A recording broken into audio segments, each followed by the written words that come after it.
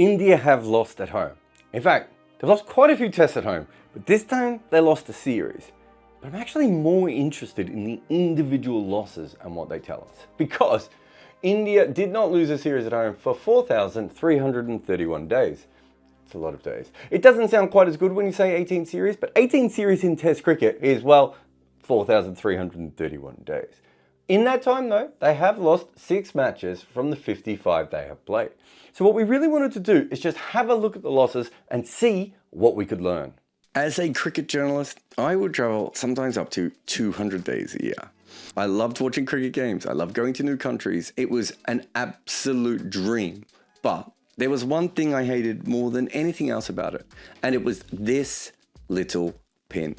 The thing that I need to change my SIM card in every new country. The absolute worst thing about this pin and SIM cards is when I was traveling to the West Indies, of having to arrive in every new island or country and having to work out if I could still find this pin and then line up and get my SIM card in every single airport. Well, now we have the answer thanks to Sally. They can make it so you never have to worry about this nonsense ever again. They use an eSIM app that once you install once, it is easy, simple, and cheap. Oh, and it works in more than 160 countries. And you can throw these pins away forever, because now you just need to download the Sally app before your trip. And if you do it with our code, GOODAreas, you get an exclusive 15% discount on Sally eSIM data plans. So before your next holiday or work trip or any time you have to travel to another country, download the Sally app and use the code GOODAreas, or one word, at checkout, and you can travel like a pro with Sally. India, from these numbers, has clearly had one of the greatest runs at home of all time. And so there's a couple of other sides who are pretty handy at home as well. Let's have a look at the West Indies to begin with. So that is from 1976 all the way through to 1995. So we've kind of discounted the first loss against India, and then we've taken away Australia beating them to end that run. That means from that period they had 6 losses from 62 matches. Perhaps the most interesting side in here is Pakistan. Pakistan actually play the West Indies kind of before they're fully formed, when they're still working out this 4-man pace bowling attack, and they beat them. Then they come back in 1988, and at that stage they actually draw the series. And it was 3 tests and it was 1-1, and the test that was won was basically Imran Khan kind of on his own. However, if you go through all the other losses that the West Indies had in that period, there's one that Alan Lamb just steals a game off them. But the rest of them are dead rubber games, or when they didn't have their full side because of World Series cricket. So realistically, I think it's fair to say that the 6 probably looks worse than it is, and they were even more dominant. They were just an incredible machine. Then you come through to slightly more modern times and you come to Australia, the team that dethrones the West Indies. They actually have 2 series that are drawn in that period. The New Zealand one's fascinating because there are no results, and that was in a period where Australia was all about results, and New Zealand played really good cricket there. The India series, there was some great batting in that, including Rahul Dravid winning a test match for India, but of course they didn't have access to McGrath and Warne all the way through that series. But there are 2 losses in here that are really interesting, because 2 of these losses are from Curtly Ambrose, pretty much on his own. So even while they were dominating, if Curtly had them on a day, he was going to beat them. But realistically, the majority of the losses in here were when the series was already over, very similar to the West Indies. They were already so far ahead and they kind of relaxed a little bit.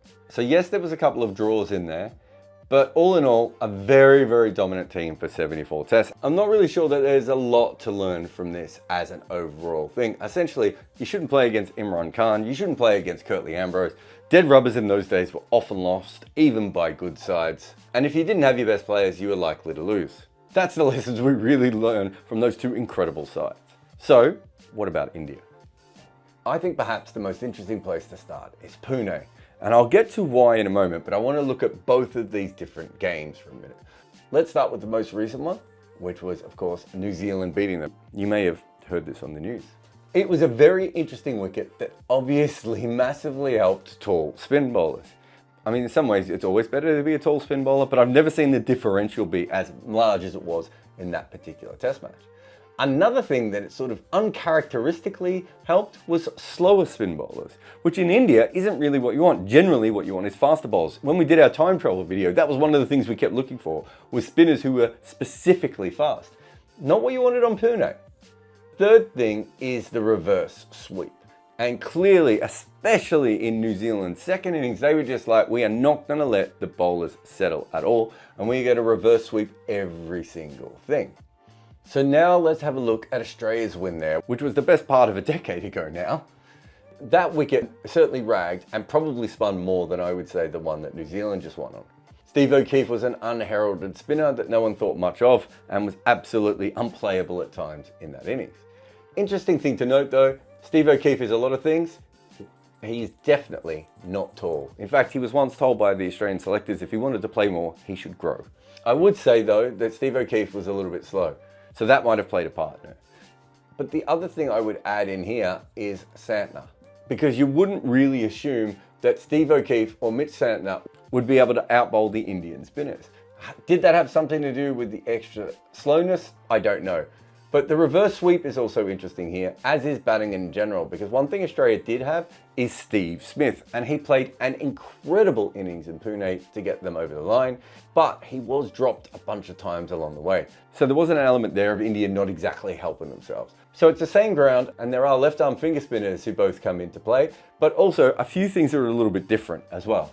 I mean, Kane didn't even play, right? Let's head over to indoor now. I think this is an interesting one because again, what we see is incredible rag. That was a wicket where it kind of felt like any spinner was going to have some success on. And the thing that really connects these two surfaces is I think India just made the wickets spin too much, which actually helped lesser quality spinners. Having said that, Nathan Lyon also by that stage had learned how to bowl in India and he was fantastic. He did not need Steve O'Keefe by the time he got to indoor. And even though India didn't set all that many runs, perhaps in other situations, they might have been able to put some pressure back on Australia. Whereas Travis Head just went, well, Travis Head did there what he's been doing pretty much everywhere ever since. So these pitches are very much connected by the fact that they both ragged. However, if we go from two pitches that ragged, let's go to one that did absolutely nothing for the spinners. This was a truly remarkable surface. Sometimes when you're in India, you do get pitches that help seam bowlers, but generally, spinners are also fine as well. No. There was no spin to be bowled in Bangalore. It didn't work for pretty much anyone at all. There was, however, swing with the new ball, which was quite handy if you have a swing bowler like, say, I don't know, Tim Southee. There was plenty of seam as well, which is kind of pretty good if you have a guy like Matt Henry, who's a wobble ball seam bowler. Plus there was inconsistent bounce and also high bounce, which if you have Will O'Rourke, again, is a very, very handy thing to have happen. In many ways, we can kind of ring fence this off completely because it really isn't like any of the other losses on this board. And this brings us to a couple of England victories. Let's start with the Chennai one here.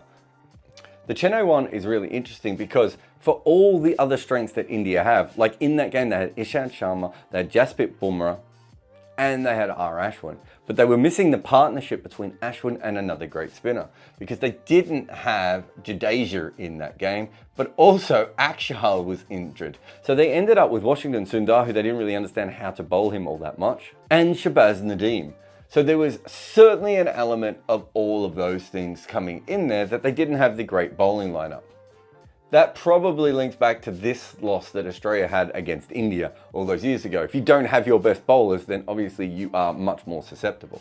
On top of that, the toss didn't really go their way. They lost a toss on a wicket where you really wanted to bat first. Even if the pitch was still fine when they batted in the second innings, it was much better to get the runs on the board early. And then on top of that, they went up against what I called at the time peak Root. Not sure if his most recent peak might have gone past this, but this is when he made runs against Sri Lanka, and then he came to India and he made a double 100 as well. He looked absolutely incredible at that point. But as good as Root was, by the time you got to the second innings, it didn't matter that much as Ashwin took 6 wickets. But India was so far behind, they could never come back in that game. The second one, of course, is at the beginning of Bazball. And this was always going to be such a fascinating series because England had this moral absolute of what Bazball was going to be and how they were going to deal with it. And India had spent quite a lot of time talking about it and just going, it will not work. We are not worried about Bazball. We'll be absolutely fine against Bazball. And that is how they felt all the way through the first innings of that match until we got to the second innings and Pope absolutely destroyed them by playing the reverse sweep again and again and again. It really was, all things considered, a fantastic comeback. And who knows what success England might have had if they played normal cricket. The truth is that Pope going into Bazball and using the reverse sweep was why they had this incredible comeback. And there were other times in that series where they pushed India as well. But eventually, let's be really honest here, India was just a much better side than England. Because when it comes down to it, outside of this guy here, England don't really bat very well against spin, and they don't really have many spin bowlers. And yet still, they managed to steal a test. So this is it. We have now gone through all the losses. And what I really wanted to do now is have a little bit of a look at the themes here. So the first thing that you really notice is the extreme nature of some of these. I mean, these were just really, really hard wickets to bat on. This was brilliant cricket by New Zealand, even if it was very, very surprising. But I think the tall and slow nature makes that wicket a little bit more extreme, even if it didn't look as obviously as extreme as these two ones did. Bazball as a concept is about as extreme as you want to get, right? I think we all know that. But also the form that Joe Root was in at that point, plus the fact that there was a couple of key bowlers missing, it meant that they went up against a very, very good batter on what was a very flat surface when he was out there. And then of course we've got our ring-fenced game over here, where we might never see a pitch that favors spinners less in India and also completely complements what the opposition seamers can do in that game. So there's no doubt that all of these are kind of extreme, which I think is very different to what we saw over here with the Australia and the West Indies. We saw a couple of great performances by individuals. So of course, Root certainly fits into that. But what we didn't see is many of the kind of Steve O'Keefe, Mitch Santner type situations. I mean, if anything, when India lose a test, it tends to be early on in the series when the pressure is still on. So there's none of the dead rubber stuff that we also talked about from over here.